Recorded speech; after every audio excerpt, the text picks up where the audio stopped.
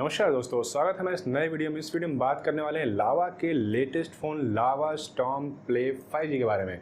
काफ़ी लंबा चौड़ा सा नाम है और ये एक बजट सेगमेंट है। जी हाँ दोस्तों, ये 10,000 से कम प्राइस सेगमेंट में आएगा और बजट फ़ोन्स की जो डेफिनेशन है वो काफ़ी चेंज हो चुकी है कुछ सालों में। मतलब मुझे याद है कि आज से 3-4 साल पहले 10,000 के अंडर में जो फ़ोन्स आते थे वो कमाल के होते थे, बहुत बढ़िया होते थे।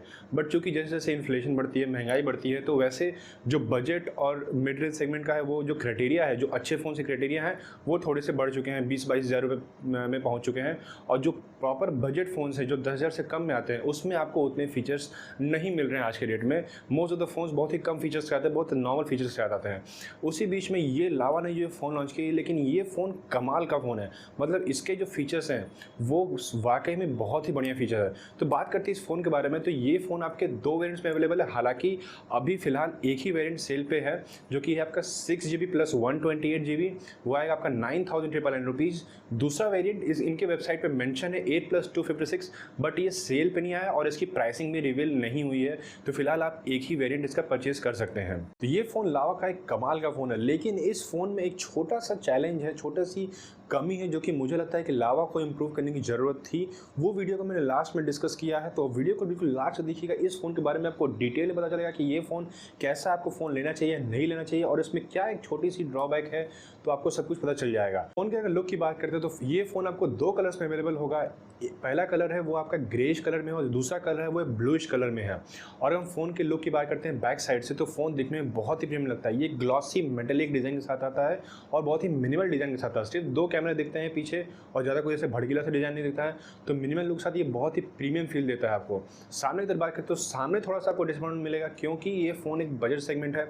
तो बजट सेगमेंट में जनरली आपको ड्रॉप नॉच या वाटर नॉच डिस्प्ले कह सकते हैं, वही आपको मिलता है। पंच होल या फिर कैमरा बिहाइंड डिस्प्ले ऐसा कुछ चीज़ें नहीं मिलती हैं आपको।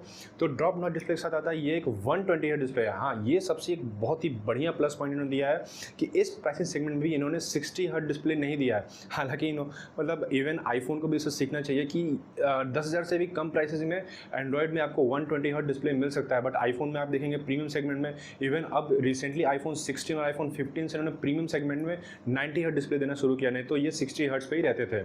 तो अब डिस्प्ले की बात करते हैं तो डिस्प्ले आपका ये 6.75 इंचेस का फुल HD प्लस डिस्प्ले है। एक 720p डिस्प्ले है, तो आपको नॉर्मल डिस्प्ले क्वालिटी मिलती है, बट इस प्राइस सेगमेंट के हिसाब से ये जस्टिफाइड है।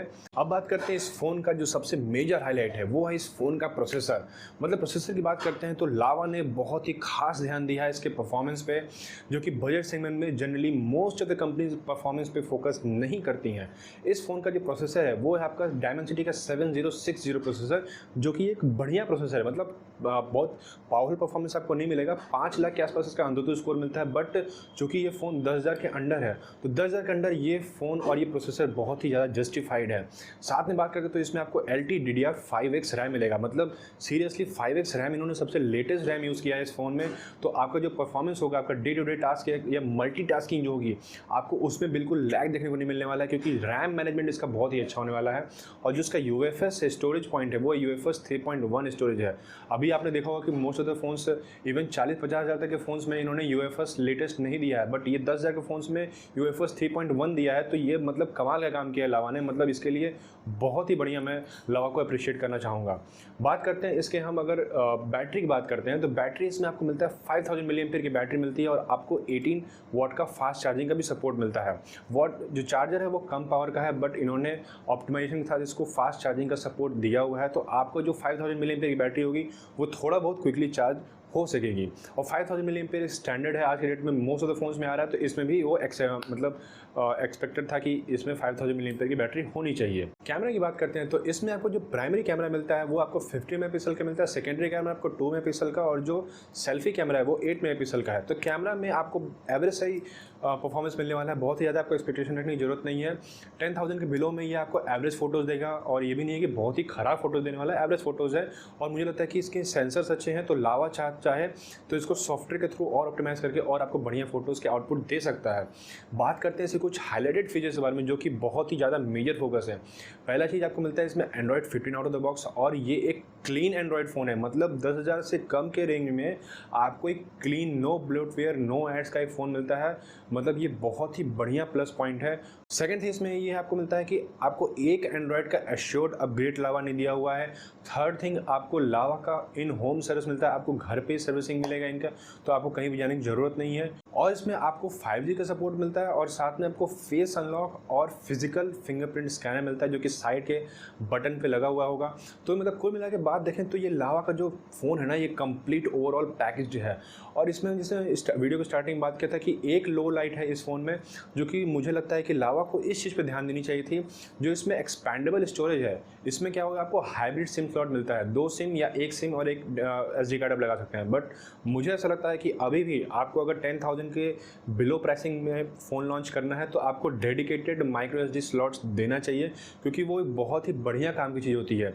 अभी मेरे रिसेंट टाइम में मेरा एक फ़ोन ख़राब हो गया और उसमें क्या हुआ कि जो भी डेटा था वो किसी क्लाउड पे मैंने नहीं डाला हुआ था और वो इन बिल्ट स्टोरेज में था और मैं उस डेटा को निकाल भी नहीं सकता। मेरा सॉफ्टवेयर करप्ट हो गया और एट द एंड मुझे फ़ोन फॉर्मेट करना पड़ा। तो वहाँ पे मुझे लगता है कि एक लो लाइट आते हैं आज के मोस्ट ऑफ द फोन्स में।